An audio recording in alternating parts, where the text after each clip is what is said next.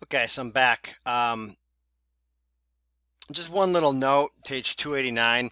Your book did this also in when talking about the Haitian Revolution. There's a ton to say about the Haitian Revolution, right? There's an entire book's been written about it. It's very interesting. It's fascinating. There's a ton you can say. There's a ton you can't say, especially when you have only one paragraph. But your book goes out of its way to mention that Toussaint Louverture, who was the leader of the Haitian Revolution, black, formerly enslaved, was a slave owner himself. Book goes to some length. It's kind of interesting. Wonder why they, out of all the things they could have mentioned, wonder why they would have said that. And similarly, on page 289, when they're talking about the forced removal of the Cherokee, a lot of information. Books have been written about it. Tons you could say. A lot of stuff isn't in this book. Lots of interesting history, not in this book. But they go out of their way to mention some Cherokees own slaves. Um, you know, this is a little some trickery that the book is doing here that suggests like, well, you know, maybe the Haitian Revolution wasn't so good. You know, yeah, the Cherokees, it was a genocide and they got forced out of their homes and moved, but like they owned slaves too.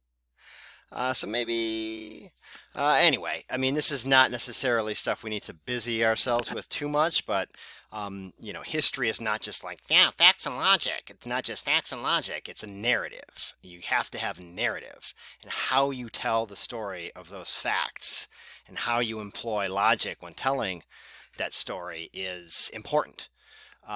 So there's just that. That's something that your book is a little like, ooh, there's this, I'll point these little moments out where you're like, ooh, there's a little secret ideology at play here.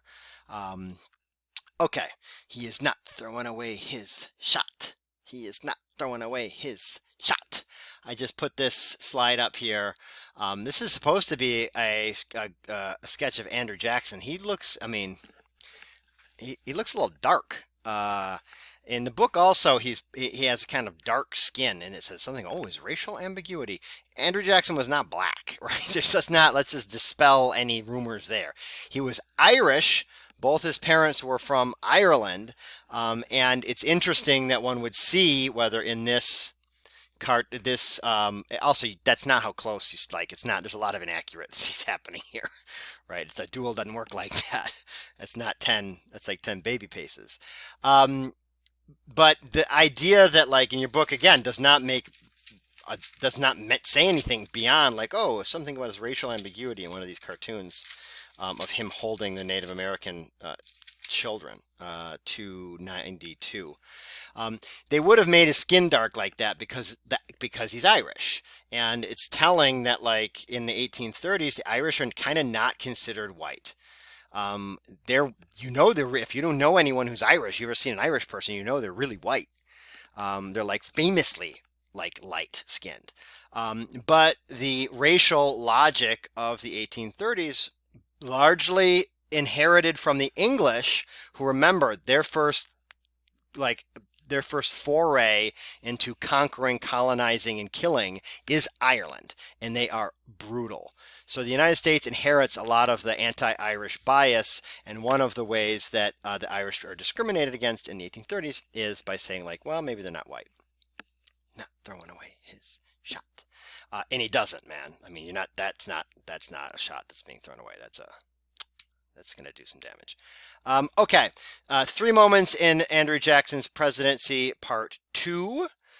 Here is a depiction of what was also known as the King Andrew the First. He's stepping on the Constitution. He's got the veto in his hand. He's got the scepter. This is obviously a not that flattering portrayal of Jackson. Nullification crisis, 1828. They pass some tariffs. Virginia's not having it. They say they can nullify these tariffs. They cite the Virginia and Kentucky resolutions. Your book gives it a more circuitous narrative, but this is just the all you need to know narrative. Remember Virginia and Kentucky Resolution 1799, Thomas Jefferson says you can't, right? If you pass a law that we don't like, we can nullify it. He says that in response to the Alien and Sedition Acts passed under the Adams administration. John Adams, not John Quincy. Um, and yeah, they can't like send it to the Supreme Court because judicial review hasn't been established yet. So they write up this stuff. South Carolina cites that. They say, hey, look, we can do this. We can nullify. We don't like the law. We're not doing it. Um, they call it a tariff of abominations. Um, uh, they don't like it, and it depends on who you ask. Indigo, I think indigo farmers were okay with it, but other farmers weren't. It's again this complicated stuff that like it's not. We don't need to get into it. One of the things that the book does a good job in is saying like one of the things that South Carolinians, wealthy enslavers at least, were afraid of is England at this point had said they're going to abolish slavery in 1833, right? There's always this paranoia that, slavery is going to be abolished. So part of the paranoia is what are they doing with the money? Right? When they pass this tariff and the federal government starts raising all this revenue, are they going to try to, right, manumit the enslaved by paying off Southerners? Jackson's not having it. Force bill. He's going to make them stay in the Union. A lot of saber rattling. South Carolina backs down. And then this is important because South Carolina does back down, but also it's important because it shows that when he wants to, Andrew Jackson is perfectly happy having a strong federal government, right? Like strong enough to the point where he's going to send in the army, right? That doesn't get much stronger than that. This is an irony of Jackson is that he is a strong advocate of a strong central government once he's in power, right? And he's often associated with states' rights, and he does that too. But when it serves his interest, he is all about federal power. Oh yeah, I just found this when searching around for stuff. Nullification crisis. It reminds me of the Kool-Aid. I don't know if you've ever seen the Kool-Aid ads from the 80s, the breaking through the wall. Nullification. Here's another one for you. A little, you know, an oldie but a goodie. Vintage. Made this last year. Maybe not as timely, but it's a history class, man. So the memes never go out of style. Okay, moments in Jackson's presidency, part 3, bank veto, 1832. He doesn't like the bank. It's the second bank of the United States. He doesn't like anything with the stink of Whig on it. If it's a Whig thing, if it's a Henry Clay thing, he doesn't like it. Remember, he's petty. So second bank of the United States is a Whig project. Jackson doesn't like Whigs. He's going to veto it. He's going to get rid of it. Just to spite Henry Clay. And he says it's unconstitutional. Here's another one for you to help you remember how the very complicated fiscal policies of the second bank of the United States versus the pet banks. They percolate the money down from the now defunct second bank of the United States. It goes into pet banks, and they don't do a good job. Lo and behold, they don't do a good job with the money. And it's one of the factors that leads to the Panic of 1837. So speaking of petty, let's talk about some of these petty anti-federalist policies. Petty anti-federalist policies. Bank veto undermines the American system of Hamilton. He doesn't care about Hamilton, but he doesn't like Whigs. He doesn't like Henry Clay. He supports what we would call classical liberalism. This is now in modern usage what you would call libertarianism, right? The word liberal has a shift. It changes meaning from this time period, and by the in the 1930s it shifts to what the modern term of like liberal is, which is also often misused because people call socialists liberals and socialists aren't liberals. But some people call everyone socialist. So words don't have words can mean whatever you want now. So it doesn't matter. In this time period when like the meaning of words still matters, classical liberalism means the English system, right? The English system is laissez-faire, free market capitalism. But you're saying, well, wait a minute, but America, free market. No, the United States in this time period, especially Hamilton and the American system, is all about what I've said, dirigiste or dirigisme. It's state capitalism.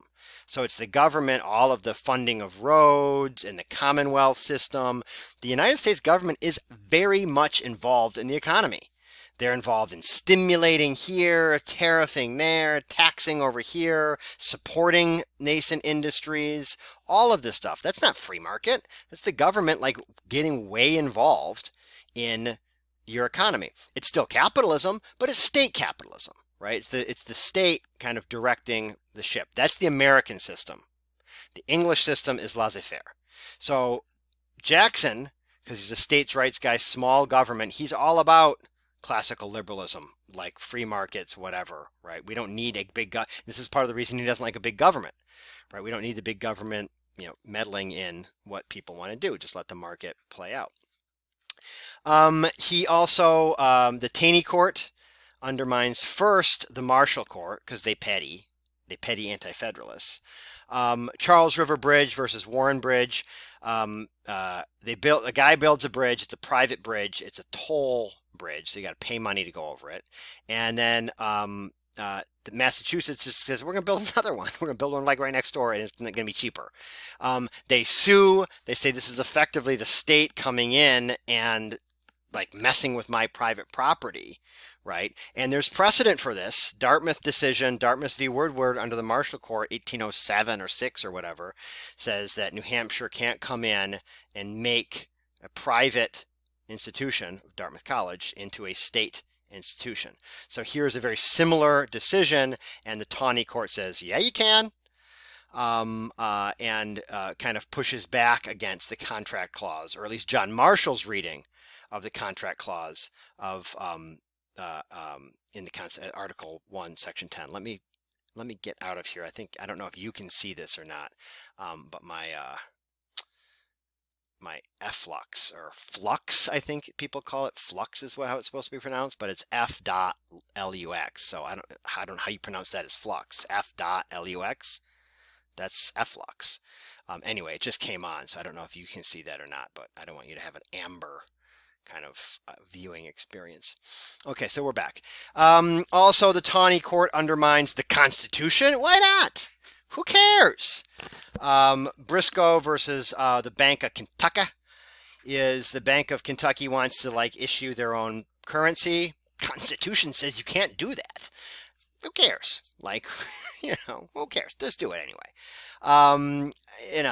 If you're a Whig or a Federalist, or an aristocrat, you're either rolling over in your grave or you're dying or whatever, because this is like all of the fears that the aristocratic elements of the revolutionary generation had are coming true, right? You let common people govern and they just tear up, they just do whatever they want,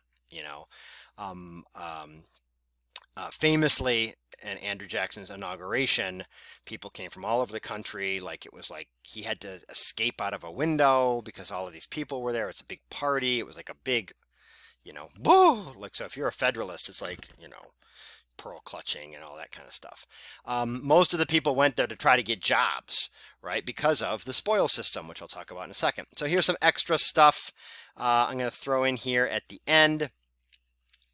This is really just going to be such a short video here, the second one. Oh, I guess I don't know how long it is because it's been reset because I turned off my flux or efflux, if you're correct. Marysville Road veto, again, he petty. He doesn't care. Henry Clay wants it. He's not going to do it.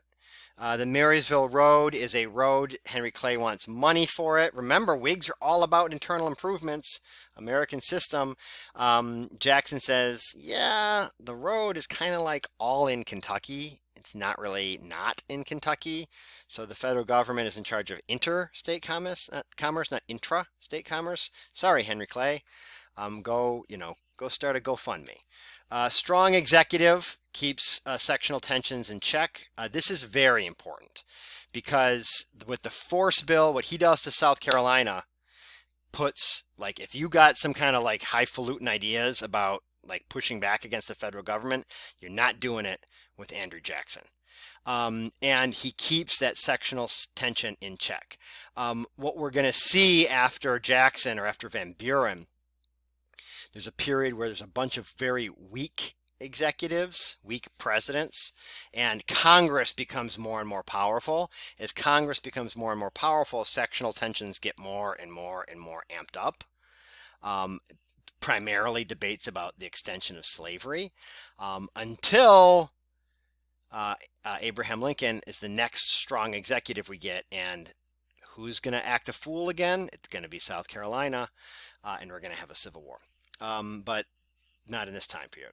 Okay, species circular, Panic of 1837, economic concepts that we don't get too much into.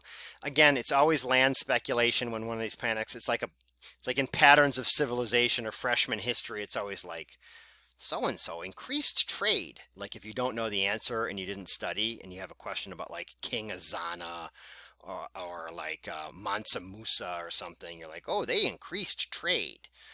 Maybe I'll get the points. Land speculation is like the APUSH equivalent of that, where if there's some kind of panic that happened and you're like a dummy and you don't know what you're talking about, you can go like, oh, land speculation was one of the reasons. Like, and if you got a generous teacher, not me, you're going to get the point. So land speculation is the case here. And where are they getting all that land from? Let's go back and review from all of the land that was expropriated from Native Americans, right? Tons of money flows in, tons of people sell land, the prices are way sky high. They think it's going to generate a profit to pay back the cost of the purchase. It doesn't. That's land speculation. It's happening on a massive scale in all of this formerly native land. So indeed, for the Panic of 1837, it's about land speculation. It's about soft money, too much paper currency being in circulation, money machine go burr, and it's about the price of cotton, which the South is like pegged their everything to, the price of cotton going down. Spoil system, again, this is ongoing. We associate it with Andrew Jackson because it's so blatant in this time period, and the corruption is so prevalent. I guess a note about that word yeah, it is corruption. So like the spoil system is the way we understand it.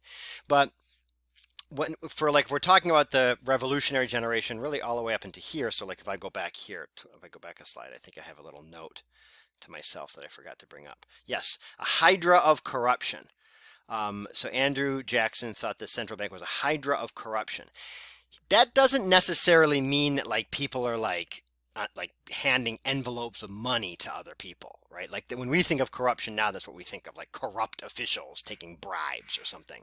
But if something is corrupted, like a file can be corrupted. Like, okay, you know this stuff, right? Files can be corrupted. It doesn't mean like the file took a payment from like some Nigerian hacker or something like that. It means it's not working right. So when we see corruption in really the early 1800s, the mid 1900s, definitely in the 1700s, if people are talking about corruption, they frequently mean it's not working right. Right. So like a hydra of corruption is like a bunch of things not working right. When we talk about the spoil system, that is like payments. Right, so it's more like our modern understanding of the word corruption. But if you're a critic of the system, you would also say it's a corruption of how government is supposed to function. Right, it is like a corrupt file. It has been infected with something that is making it not work right. So corruption, spoil system. And that's, again, Andrew Jackson is the epitome of that, but it's always been going on. And this will continue on until the secret ballot, is initiated in like 19 or the early 1900s, I think. I don't recall, but it's like it's not now, and it's not for a long time. As I said, the expanded franchise, this is something that I've talked many times about, the difference between the Constitution and the Declaration of Independence. You see it here. I mean, you look at like these policies of the Taney Court. Taney is a Democrat, a Jacksonian Democrat. He don't care about the Constitution, right? The Constitution protects rich people, right? They're all about like the working man. They're all about states' rights. They don't care about what the federal government says. Forget you, right? So when we look at the expanded franchise, and I say that equality of opportunity is the Declaration of Independence, that is this tension. If you're a Jacksonian Democrat, you were all about the Declaration of Independence. The same way that Jefferson was all about the Declaration of Independence, and he didn't like the Constitution. these guys don't like the Constitution either. Constitution is there to protect the federal government, rich people, people with property. The Declaration of Independence, on the other hand, is about radical equality, right? All men being created equal. It is a revolutionary document. So that's why if we're going to like put people on one side or the other, Jacksonians definitely pro Declaration of Independence, not pro Constitution because they don't care. They don't even care about it, right? I mean, this is something when modern people venerate the Constitution so much. People, for a lot of American history, like there was a whole half of the political spectrum didn't care about the Constitution, whether it's Jefferson or Jackson or the populists later in the 19th century. Okay. As I said earlier, this starts in the states, right? The expanding of the franchise starts in Western states. Jackson is a effect of popular demands. The reason he gets elected is because all of these people have a vote. Election of 1828, what, like 80% of the people vote? People take it seriously. Radical labor organizing. This is like the secret socialist side of the United States. Working conditions suck. And what do people do when that happens? They like get together and they try to make their working conditions better. The problem with the working man's party that the book talks about is that it was pretty much limited to like artisans, so like skilled crafts. They didn't want to be associated with like the really lowly, like wage laborers. And as I think someone says in your book that they just thought that like it was a temporary condition anyway, right? That they were going to be bourgeoisie at some point. Panic of 1837 crushes that. But labor organizing is ongoing. William Henry, so we get Martin Van Buren. No one cares about Martin Van Buren. He's the vice president, then he wins, then he loses. He loses to John Tyler, the log cabin and hard cider campaign. The textbook doesn't emphasize the hard cider part, I guess, probably because it's a high school textbook. But it's known as the log cabin and hard cider campaign. No one cares. It's so dumb and boring. He wins. This is William Henry Harrison. He wins. He's a war hero, the Battle of Tippecanoe, doing a genocide against Native Americans. And he dies within like a month. You get John Tyler, who's the vice president. It's kind of like, who is this guy? What does he do? He's a Whig in name only. He really spends most of his life as a Democrat, most of his political life as a Democrat. He's from Virginia. He becomes a man without a party, as your book says, because he just does his own thing. Henry Clay and the Whigs in Congress think they're going to use him as a pawn. He's like, I'm not doing that. I'm the president now. And they say, no, you're not. Like, you're the vice president for forever until we elect someone else. He says, nope, I'm the president. The Constitution's not clear on this. So it's actually, this is like, look, the log cabin, if I say something's boring, it's boring. If you want to like geek out and learn about the log cabin and hard cider campaign, you be a freak about it, go ahead and do it. But if I say something that you think is boring is actually interesting, I'm right. You're wrong. And it is interesting. The John Tyler presidency, you ain't going to get a question about it on the AP exam. But in terms of what John Tyler does in the time he's vice president, so it's one term. But in the time that he's vice president, he writes tons of legal opinions on what a vice president is, who a vice president is, how they're the president now. And he reads the Constitution and he reads all kinds of law and precedent. And he writes a ton of stuff on why he is a legitimate president. And he sets that precedent, right? Just like by George Washington saying I'm stepping down after 2 terms, or saying I don't have to give the House of Representatives documents because the Senate is the one that ratified treaties. John Tyler I'm making it seem like I'm like a descendant of him or something.